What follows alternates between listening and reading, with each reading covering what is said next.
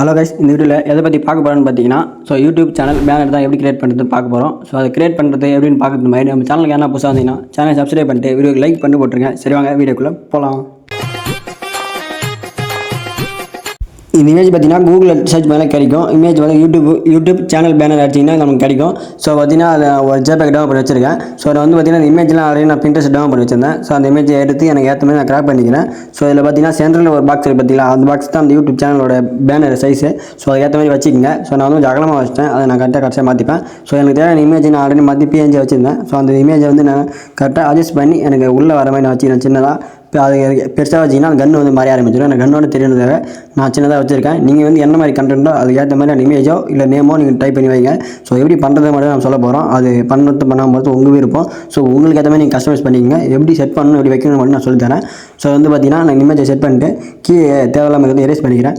Erase பண்ணாமல் இருக்கலாம். நமக்கு பார்த்தீங்கன்னா சென்டர் மட்டும் நமக்கு அதை காட்டும், சைடில் இது காட்டாது. சைடில் இது காட்டினா அது பிசியில் பார்த்தீங்கன்னா உங்களுக்கு ஃபுல் சைஸ் தெரியும். நம்ம சென்டரில் செட் பண்ணுறது மொபைலுக்கு மட்டும்.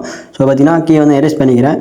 எரேஸ் பண்ணிட்டு இந்த லேயர் டூப்ளிகேட் எடுத்து நம்ம வந்து இது கொஞ்சம் பெருசாக போகிறேன். ஏன்னா எனக்கு பார்த்தீங்கன்னா சிங்கிள் இமேஜ் நான் நேம் மட்டும் தான் கொடுக்க போகிறேன். வேறு எதுவும் பெருசாக பண்ண போகிறதில்ல. உங்களுக்கு ஏற்ற மாதிரி நீங்கள் நிறைய இமேஜ் வைக்கணும்னு வச்சுங்க. அந்த இமேஜ் வந்து நான் பெருசாக தலை மட்டும் தெரிஞ்சு வச்சுக்கிட்டு அதோட ஒப்பாசிட்டியை கொஞ்சமாக கம் பண்ணிக்கிட்டு கீழே இருக்க தேவையில்லாத அழைச்சிக்கிறேன் நான். ஏன்னா ரொம்ப தெரிஞ்சால் பார்க்க நல்லா இருக்காது வீடியோவில் பார்க்குறதுக்காக. அதுக்காக நான் அழைச்சிக்கிறேன். நீங்கள் அப்படியே விட்டாலும் விட்டுக்குங்க. ஏன்னா சென்டரில் இருக்கிறது மட்டும் தான் நமக்கு தெரிய போகுது. நான் வந்து பார்த்தீங்கன்னா கரெக்டாக அட்ஜஸ்ட் பண்ணி வச்சுக்கிட்டு ஜூம் பண்ணி கீழே எரேஸ் பண்ணிட்டேன். பார்த்தீங்கன்னா சென்டரில் இருக்கிற அந்த இமேஜ் வந்து நவுத்தி வச்சுக்கிறேன். ஏன்னா அந்த பின்னாடி இருக்கிற இமேஜ் எனக்கு மாறிக்குது. அதனால் நவுத்தி வச்சுக்கிறேன். வச்சுட்டு அந்த சென்டரில் இருக்கிற இமேஜை நான் வந்து இன்னொரு டூப்ளிகேட் எடுத்துக்கிறேன். ஏன்னா தப்பாக ஆச்சுன்னா டெலிட் பண்ணிட்டு நான் அதை வச்சுப்பேன். அதுக்காக நான் டூப்ளிகேட் ஒரு எக்ஸ்ட்ரா சேஃப்டியாக எடுத்துக்கிட்டேன். எடுத்துகிட்டு அந்த இமேஜ் வந்து நான் ஆஃப் பண்ணிடுறேன். ஏன்னா இது தப்பாச்சுன்னா அது தேவை, அது வரைக்கும் அது எனக்கு தேவைப்படுது. டூப்ளிகேட் எடுத்துகிட்டு இந்த இமேஜோட சைடில் வந்து அவுட்டருக்குள்ளே கொடுக்க போகிறோம்.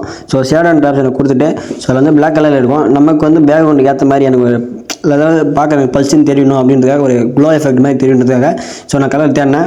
பேக்ரவுண்டுக்கு ஏற்ற மாதிரி பேக்ரவுண்டில் இருக்க கலருக்கு ஏற்ற மாதிரி லைட்டான ஒரு கலர் எடுத்துட்டேன். எடுத்துகிட்டு அதை ஒப்பாசிட்டி ஃபுல்லாக வச்சுக்கிறேன். ப்ளரையும் ஃபுல்லாக வச்சுட்டேன். ஏன்னா நம்ம க்ளோ எஃபெக்ட் நம்ம கொடுக்குன்றதுக்காக வச்சுட்டு அந்த ஹரிசாண்டல் வெட்டிங்னு சொல்லிட்டு இருக்குது பார்த்தீங்களா. அதை ஏதாவது ஒரு பக்கம் உங்களுக்கு ஏற்ற மாதிரி அட்ஜஸ்ட் பண்ணிங்க. நான் மேலே இந்த மாதிரி லைட் அட்ஜஸ்ட் பண்ணிக்கிட்டேன். அட்ஜஸ்ட் பண்ணிட்டு பார்த்தா எனக்கு கலர் தெரியல. இன்னும் கரெக்டான ஒரிஜினல் கலர் இருக்குன்னு சொல்லிட்டு பார்த்தீங்கன்னா பல்ஸ்ன்னு பேக்ரவுண்ட் கலர் எனக்கு ஒரு க்ளோ எஃபெக்ட் கொடுக்குது. வச்சுட்டு அந்த ஹரிசாண்டலில் வச்சு எனக்கு ஒரே பக்கமாக இருக்க மாதிரி தெரியுது. அதையும் நான் 0 செட் பண்ணிக்கிறேன். எல்லாமே செட் பண்ணி பார்த்துட்டு நமக்கு ஓகேவா இல்லைன்னு நம்ம பார்க்குறது தான். வைக்கும்போதே உங்களுக்கே தெரியும் செட் ஆகுதா இல்லைன்னு. செட் ஆகலாம் அதுக்கேற்ற மாதிரி மாற்றிங்க. நான் வந்து பார்த்தீங்கன்னா இன்னொரு சைடு எனக்கு கேப்பாக இருக்குது.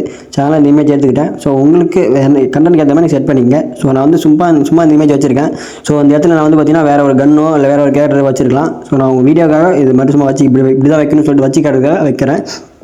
மற்றபடி உங்களுக்கு எப்படி வேணும் வச்சுக்கோங்க. டெக்ஸ்ட்டில் போய்ட்டு நான் வந்து டைப் பண்ணிக்கிறேன் சேனலோட பேர். உங்களுக்கு இல்லை கண்டென்ட் பேரோ இல்லை நீங்கள் எங்கேயாவது ட்ராவல் பண்ணிங்கன்னா அதுக்கேற்ற மாதிரி அதுக்கான பேரோ இல்லை ஒரு கேமில் வந்து லெவல் ஏற்றுற மாதிரியோ இல்லை ஈவெண்ட் ஏதாவது முடிக்கிற மாதிரியோ உங்களுக்கு அந்த டைமுக்கு ஏற்ற மாதிரி உங்களுக்கு ஈவெண்ட்டுக்கு ஏற்ற மாதிரி நீங்கள் வைங்க. வச்சுட்டு நான் வந்து பார்த்தீங்கன்னா எல்லோ கலர் கொடுத்துக்கிறேன். ஏன்னா அந்த கலருக்கு எனக்கு எல்லோ கொஞ்சம் பல்ச்சுன்னு தெரியுன்றதுக்காக கொடுத்துருக்கேன்.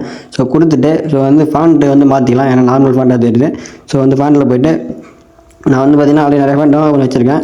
அதிலே கஸ்டம் ஃபாண்ட் இருக்கும். நீங்கள் அதிலே போனால் உங்களுக்கு ஏற்ற மாதிரி ஃபாண்ட் எடுத்துக்கலாம். நான் டவுன் பண்ணி வச்சுட்டு ஃபாண்ட்டே ஓப்பன் பண்ணிக்கிறேன். எனக்கு இந்த ஃபாண்ட் ஓகே அப்படின்னு சொல்லுது. ஃபைனலாக ஒரு டைம் எல்லாத்தையும் அட்ஜஸ்ட் பண்ணி வச்சுங்க. நான் ஒரு டைம் அட்ஜஸ்ட் பண்ணிக்கிறேன். எல்லாத்தையும் அட்ஜஸ்ட் பண்ணிட்டு சேவ் பண்ணிவிட்டு நம்ம வந்து இந்த சேனலில் செட் பண்ணிட்டு காட்ட போகிறோம். அது ஒரு டைம் அட்ஜஸ்ட் பண்ணி வச்சுக்கிட்டேன். இப்போ வந்து சேவ் பண்ணிடலாம். அதை பார்ப்போம். சேவ் பண்ணி வச்சுக்கிட்டோம். சேனலில் போய் பார்த்தீங்கன்னா நம்ம செட் பண்ணி வச்சுட்டோம். வீடியோ வச்சு லைக் பண்ணுறேன். தேங்க்யூ.